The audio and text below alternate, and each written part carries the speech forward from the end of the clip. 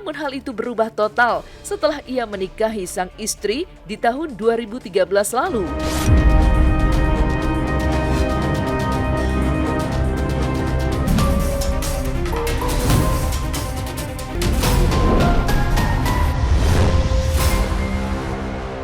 Kan udah mulai ketahuan lah polanya dalam rumah tangga. Kalau misalnya dia mempunyai mental yang kuat, pasti akhirnya jadi acuan dia untuk mempertahankan rumah tangganya.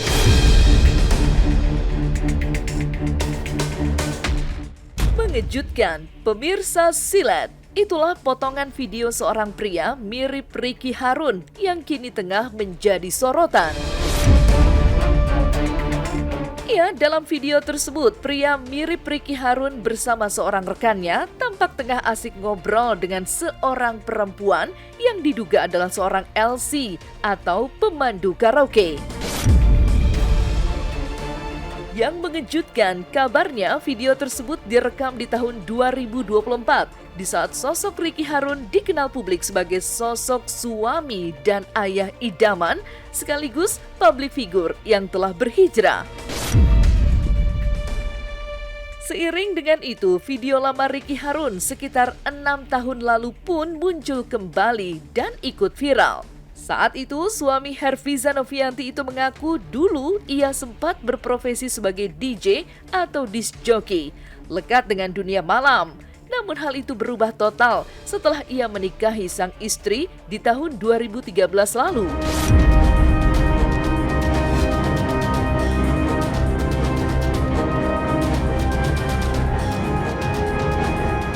Kan aku sempat nge-DJ ya.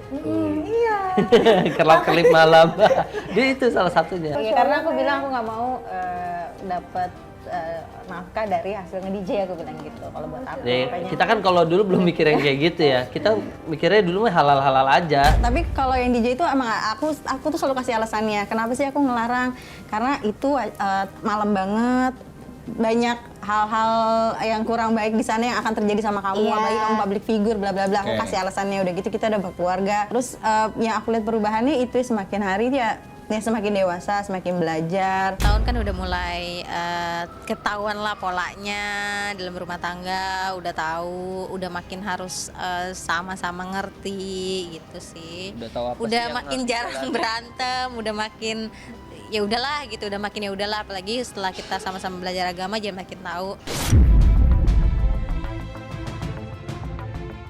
Lantas, apa analisa pakar telematika Abimanyu terkait video viral yang diduga Ricky Harun? Konten yang ada bahwa hal ini terjadinya komunikasi tersebut itu interaksinya cukup aktif, berarti mereka cukup kenal dekat. Oke. Nah, dari semua videonya yang ada, langsung aja saya sampaikan misalnya, apakah itu benar dia atau bukan? Beneran, bukan AI, bukan rekayasa konten, Ya, bukan ada juga editan-editan atau potongan, enggak, ya sudah benar langsung. Udah itu tinggal dikonfirmasi aja, harusnya udah simpel gitu loh. Terlepas dari apapun yang melatar belakangi kemunculan video tersebut yang mungkin saja bertujuan untuk mencoreng image seorang Ricky Harun, namun netizen pun langsung bergerak cepat dengan metode cocokologinya.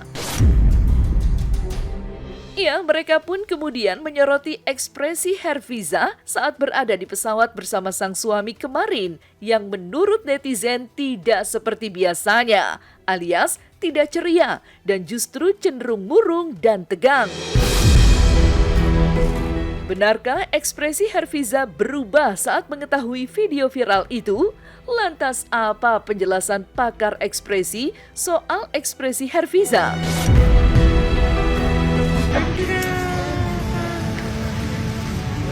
Balik Jakarta. Kita ketemu juga.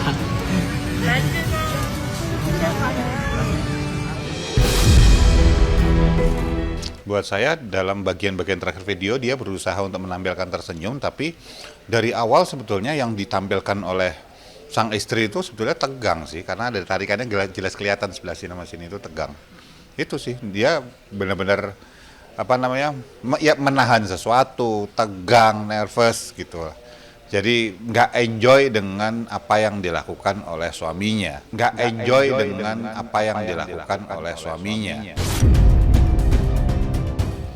Kecewa itu adalah gabungan antara sedih, takut gitu ya. Walaupun senyum, berusaha tersenyum dengan tersenyum lepas, itu dua hal yang berbeda. Di sepanjang perjalanan pernikahannya dengan sang istri yang kini telah menapaki usia pernikahan 13 tahun dan telah dikaruniai 4 orang anak, Ricky Harun justru berlabel suami idaman yang soleh. Bersama sang istri, mereka juga dijuluki sebagai pasangan couple goals. Tapi semua label positif itu seolah seketika hancur dengan kemunculan video tersebut. Kolom komentar pun langsung diserbu netizen yang tidak percaya, mengingat citra Ricky Harun yang dikenal religius dan sebagai suami idaman. Sementara sebagian lain justru menuntut klarifikasi. Dihina, dimaki, diremehkan, yang sebenarnya kita nggak perlu bales. Prestasi akan lebih berbunyi, kebenaran akan lebih bersuara. Ya seneng ya, maksudnya kan kita begitu nikah kan niatnya memang untuk ibadah gitu. Kita sama-sama pengen belajar jadi pribadi yang lebih baik, pengen keluarganya tuh ke arah yang lebih baik, keluarga yang dalam sakinah mawaddah warahmah gitu. Insya Allah sekarang kewajiban-kewajibannya sebagai seorang muslim juga dilakukan. Ya seneng lah, siapa sih istri yang nggak seneng lihat suaminya begitu. Ya seneng lah, siapa sih istri yang nggak seneng lihat suaminya begitu. Sosok Herfiza sendiri sempat diakui sebagai menantu idaman oleh Donna Harun, sang ibu mertua. Bahkan, model dan artis lawas itu sampai menangis saat mengungkapkan perasaan senangnya punya menantu seperti Viza. Kalau ibu cuma, kalau ibu cuma pengen, kalau sekarang tuh ibu lebih cuma pengen cucu-cucu menantu ibu tuh baik-baik aja gitu loh. Jadi apa ya, aku pengen kamu usaha lebih keras lagi untuk mereka gitu loh, karena ya gitulah, kan kamu laki-laki gitu.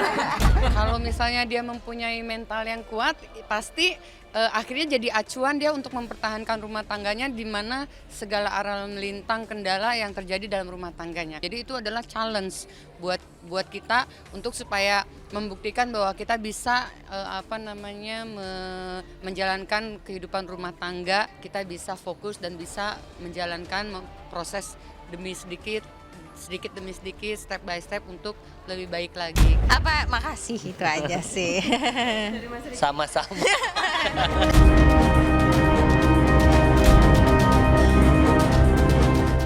Berbeda kisah dengan Ricky Harun terkait video bocor ke ruang publik, maka inilah kisah Anwar Sanjaya yang kisahkan akui takut mati. Ya, seiring kesuksesan yang kian mengiringinya di dunia hiburan tanah air, Anwar kembali bersyukur dengan menunaikan ibadah umroh untuk ketiga kalinya. Ya, jika dua keberangkatan sebelumnya Anwar berangkat ke Tanah Suci bersama adik dan sang ibunda, kini pesohor alumni ajang MasterChef Indonesia Season 4 ini berangkat bersama tim manajemennya. Dan inilah persiapan Anwar sebelum berangkat, termasuk memperlihatkan barang-barang yang akan dibawanya, serta makanan cepat saji dan juga snack. Eksklusif di depan kamera tim Silet. Halo pemirsa, assalamualaikum, masya Allah, tabarakallah. Ketemu bareng sama aku lagi, dan hari ini aku minta izin, minta doa restunya buat pemirsa yang ada di rumah, karena hari ini insya Allah Anwar dapat panggilan untuk ke Tanah Suci, pengen menunaikan ibadah umroh. Aku pergi bareng sama tim-tim manajemen aku. Ini kita lihat ya, emang nih pemirsa kepo banget ya. Kalau hari ini yang pasti aku bawa bantal. Bantal leher ya kan, bawa buku. Sekarang lagi baca. Aku seneng banget baca. Oh, ada snack-snack bawa snack, bawa coklat. Udah, ada ini lauk. Tuh. Cakalang. Cakalang sama ini ada ikan teri, enak banget. Sama sapi. Enak banget udah, jangan tawain gue. Menapaki usianya yang sudah menginjak kepala 3, Anwar juga mulai lebih peduli pada asupan religi dalam kehidupannya. Ia, pesohor kelahiran Jakarta 27 Mei 1993 ini mulai dibayangi ketakutan akan ajal yang bisa tiba-tiba saja datang menjemput. Karenanya, selain mulai rutin mengikuti kajian agama, Anwar juga telah menyiapkan sejak jauh-jauh hari perlengkapan kematiannya.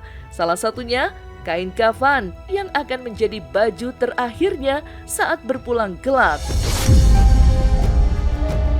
Benarkah ketakutan Anwar akan ajal lantaran ia juga sudah mulai banyak kehilangan sahabat yang sudah lebih dulu berpulang ke hariban Sang Khalik? Kayaknya aku lagi nerusin tadarus aku yang belum beres di. Terus ini pas banget aku lagi baca artinya kan, aku lagi ngaji terus baca artinya. Yang artinya kalian harus baca itu tuh benar-benar kayak ngena banget langsung guys. Pada akhirnya manusia itu harus yang dekat sama Allah, sama Tuhan kita masing-masing karena bikin kita jadi lebih tenang. Sebenarnya nyiapin alat-alat untuk nanti persiapan kita meninggal ya buat aku itu adalah yang wajar. Dulu mungkin kalau pas aku belum kenal sama ustadz, belum belajar agama lebih dalam, pasti tanya gini, lu mau mati nggak? Nggak mau, takut. Bener dong. Tapi sekarang nyata di depan aku, teman-teman aku yang sehat walafiat, yang lagi main futsal, baru istirahat bentar, tiba-tiba meninggal. Mudah-mudahan, kenapa aku sekarang berproses, insya Allah mau memantaskan diri gitu, karena ya aku pengen Allah manggil aku dalam kondisi yang husnul khotimah. Ya aku pengen Allah manggil aku dalam kondisi yang husnul khotimah.